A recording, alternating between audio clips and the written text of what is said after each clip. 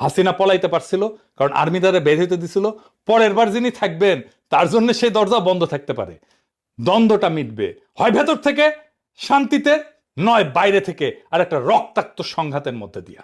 আগে বাংলাদেশের তরুণদের থ্রেশহোল্ড ছিল অনেক উঁচু, অনেক ভয়, অনেক শঙ্কা, অনেক বিপদ। এখন অনেক কম, কারণ তারা একবার নামছে এবং জিতছে। মানে আগে রাস্তায় নামার জন্য যে বিশাল ট্রিগার লাগতো, এখন ছোট ট্রিগারই যথেষ্ট। বাংলাদেশে আসলে আসল দ্বন্দ্বটা কি, এটা না বুঝলে আপনি বুঝবেন না বাংলাদেশ কেন শান্ত হবে না। বাংলাদেশের রাজনীতিতে আসল দ্বন্দ্ব বা ঝগড়াটা কিন্তু আওয়ামী লীগ বনাম বিএনপি না, জামাত বনাম বিএনপি না, আওয়ামী লীগ বনাম এনসিপি না, ধর্ম বনাম সেকুলারিজম না, কোনোটাই না।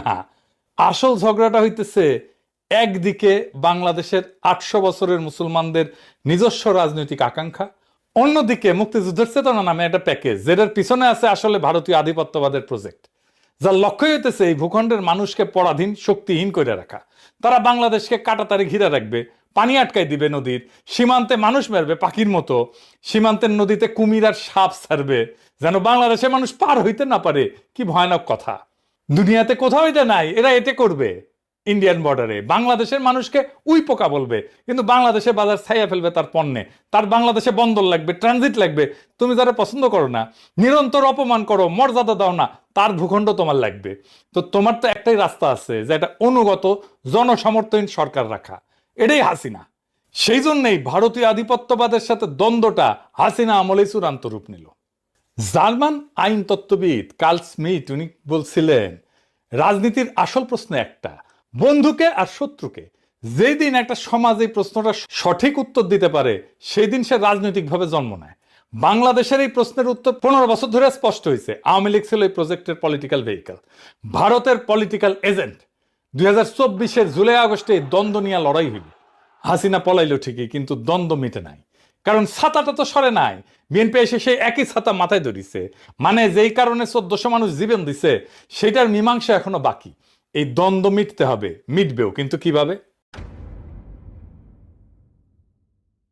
এটা ইতিহাসে বিরল, প্রায় অনন্য। খালি হাত লক্ষ লক্ষ তরুণ হেলিকপ্টারের গুলির নিচে দাঁড়াইছে, পিছায় নাই, জিতছে। একটারে মারি একটাই যায়, অন্যগুলা যায় না। শুনেছেন না? শুনেন আবার। মরে একটা, আহত হয় একটা, একটাই যায় স্যার, বাকিটি যায় না। এই হলো স্যার সবচেয়ে বড় আতঙ্কের এবং মানে দুশ্চিন্তার বিষয়। দুনিয়ার কোথাও এটা ঘটে নাই। এই লড়াইয়ের আরেকটা অনন্য বিষয় ছিল যে এই লড়াইয়ে কোনো নেতা ছিল না। কোনো নেতা ছিল না এই লড়াইয়ে, কোনো পার্টি ছিল না, কোনো কমান্ড ছিল না। ছাত্ররা সমন্বয়ক বানাইছিল ঠিক, কিন্তু তারা লড়াই ডিরেক্ট করেনি। তারা লড়াইয়ের প্রতীক হয়েছিল। লেনিন বলছিল বিপ্লবের জন্য ভ্যানগার্ড পার্টি লাগে। 2024 লেনিনকে ভুল প্রমাণ করছে। তারি স্কোয়ারে মিশরে হয়েছিল লিডারলেস বিপ্লব, ফেল করছে।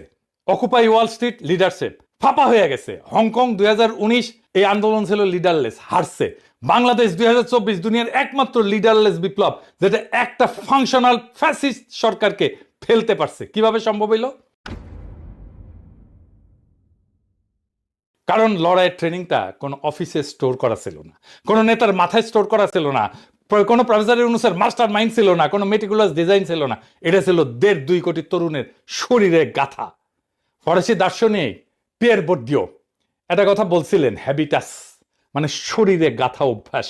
বাংলাদেশের তরুণদের শরীরে গত 75 বছর ধরে এটা গাথা, প্রজন্মের পর প্রজন্ম ধরে। কিভাবে রাষ্ট্রের সামনে দাঁড়াইতে হয়, কিভাবে ছোট থেকে বড় রাষ্ট্রের দমন পীড়নের অ্যাপারেটাস, যেটাকে বলা হয় কোহেসিভ অ্যাপারেটাস, তারে পরাজিত করতে হয়। এটা ক্লাসরুমের জ্ঞান না, এটা শরীরী জ্ঞান। বইয়ে লেখা না, রক্তে লেখা। কোন নেতাকে অ্যারেস্ট করে এই জ্ঞান মোছা যাবে না, কোন সংগঠন নিষিদ্ধ করে বন্ধ করা যাবে না, কারণ এইটা 1.5 কোটি শরীরের মধ্যে আছে। 2024 ঘটছিল কি কারণে? ভারতীয় আধিপত্যের বিরুদ্ধে মুক্তিযুদ্ধের চেতনার নামে যে ছাতা, সেটা সরানোর জন্য বিএনপি ক্ষমতায় আসার পর কি করতেছে, সেই ছাতাটাই আবার মাথায় ধরতেছে।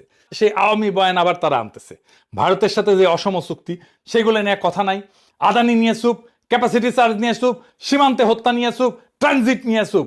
ইতালির চিন্তাবিদ গ্রামসি একটা কথা বলছিলেন, প্যাসিভ রেভলিউশন, মানে বিপ্লবের এনার্জিটা শোষণ করে নাও, কিন্তু আসল পরিবর্তনটা হইতে দিও না। সিস্টেম যেভাবে চলতেছিল সেভাবেই চালাও। লোকজনকে বলো তোমার বিপ্লব সফল হয়েছে। বিএনপি এখন এই কাজটাই করতেছে। আগের পুরনো বন্দোবস্ত, পুরনো ব্যবস্থা, পুরনো সিস্টেম সব নিয়ে আসছে। এটাই প্যাসিভ রেভলিউশন, মানে যেই দ্বন্দ্বটা মেটানোর জন্য 1400 মানুষ জীবন দিছে, সেটা আবার চাপা পড়ছে। এটা বিশ্বাসঘাতকতা। এখন প্রশ্ন, এরপরে কি হবে? আর একটা লড়াই আসবে অবধারিত। কেন বলতেছি অবধারিত? দেখেন, চারটা জিনিস একসাথে আছে। এক, দ্বন্দ্বটা মেটে নাই। যে দ্বন্দ্বটা নিয়ে লড়াইটা শুরু হয়েছিল সেটা তো মেটে নাই। ভারতীয় আধিপত্যবাদ আর বাংলাদেশের মুসলিম জনগণের আকাঙ্ক্ষার ঝগড়া, দ্বন্দ্ব, সেটা যেখানে ছিল সেখানেই আছে। মাঝখানে 1400 লাশ পড়ছে, এছাড়া আর কিছু বদলায় নাই। দুই, রাষ্ট্রের ভয় শেষ। আগে মানুষ ভাবতো পুলিশ আসবে, ডিবি আসবে, ডিজিএফআই আসবে, সামনে দাঁড়াইলে মরবো। এখন 1.5 কোটি তরুণ জানে দাঁড়াইলে মরতে পারি, কিন্তু জিততেও পারি, এবং জিতছেও তারা। তিন নাম্বার, কোনো প্রতিষ্ঠান নাই যেটা আকাঙ্ক্ষাকে শান্তিপূর্ণভাবে পূরণ করতে পারে। বিএনপি পারবে না, স্ট্রাকচারালি পারবে না। 4 নাম্বার, ট্রেনিং জনগণের ভেতরে গাথা আছে, এটা মশা যায়নি।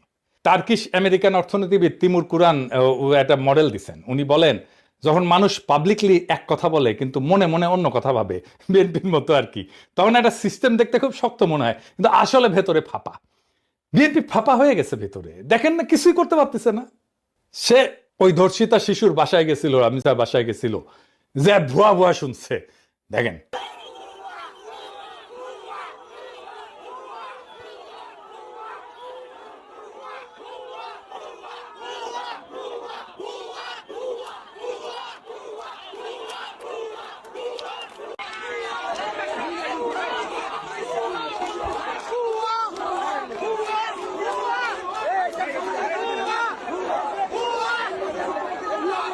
এতগুলো মন্ত্রী, এতগুলো জাদ্রেল জাদ্রেল মন্ত্রী, আইন মন্ত্রী, স্বরাষ্ট্রমন্ত্রী, ক্রীড়ামন্ত্রী ভুয়া শুনতেছে। তারপরে দেখেন জঙ্গল সলিমপুরে আক্রমণ করছে সন্ত্রাসীরা, র্যাবের ক্যাম্পে বুলডোজার নিয়ে গেছে, দেওয়াল ভেঙে দিছে, মাটি কেটে ফেলছে, রাস্তা কেটে ফেলছে 3 জায়গায়। চিন্তা করেন, মানুষ মানতেছে না, কারণ ভেতরে ভেতরে ফাঁপা। কোন ছোট ঘটনা ট্রিগার করলে পুরা সিস্টেম তাসের ঘরের মতো পইরা যায়। 1989-এ পূর্ব ইউরোপে এটা ঘটছিল, 2024-এ বাংলাদেশে এটাই ঘটছে। বিএনপি রেজিমেও একই জিনিস ঘটবে। আমেরিকান সমাজবিজ্ঞানী মার্ক গ্র্যানোভেটার আর একটা কথা বলছিলেন, প্রত্যেকটা মানুষের একটা থ্রেশহোল্ড আছে, মানে কতজন আগে নামলে সে নামবে। আগে বাংলাদেশের তরুণদের থ্রেশহোল্ড ছিল অনেক উঁচু, অনেক ভয়, অনেক শঙ্কা, অনেক বিপদ। এখন অনেক কম, কারণ তারা একবার নামছে এবং জিতছে। মানে আগে রাস্তায় নামার জন্য যে বিশাল ট্রিগার লাগতো, এখন ছোট ট্রিগারই যথেষ্ট। 2024 কিভাবে শুরু হয়েছিল? চাকরির কোটা, ছোট ইস্যু। হাসিনার একটা বাক্য, রাজাকার, রাজাকারের পোলাপান, পুরা দেশ জ্বলে উঠলো, ছোট ট্রিগার। পরের ট্রিগারটা কি হবে জানি না, কিন্তু এর চেয়ে ছোট হবে। হইতে পারে একজন তরুণের পুলিশের হাতে মৃত্যু, হইতে পারে একটা ভাইরাল ভিডিও, হইতে পারে ভারতের সাথে নতুন চুক্তি, হইতে পারে কোনো মন্ত্রীর একটা বেফাস মন্তব্য। বাংলাদেশ এখন প্রত্যেক দিন 100টা সম্ভাব্য ট্রিগারের মধ্যে দিয়ে হাঁটতেছে। কোনো একটা ক্লিক করবে, করবেই। আপনি লিখে রাখতে পারেন, বাংলাদেশের তরুণদের শরীর এখন 3টা জিনিস একসাথে আছে।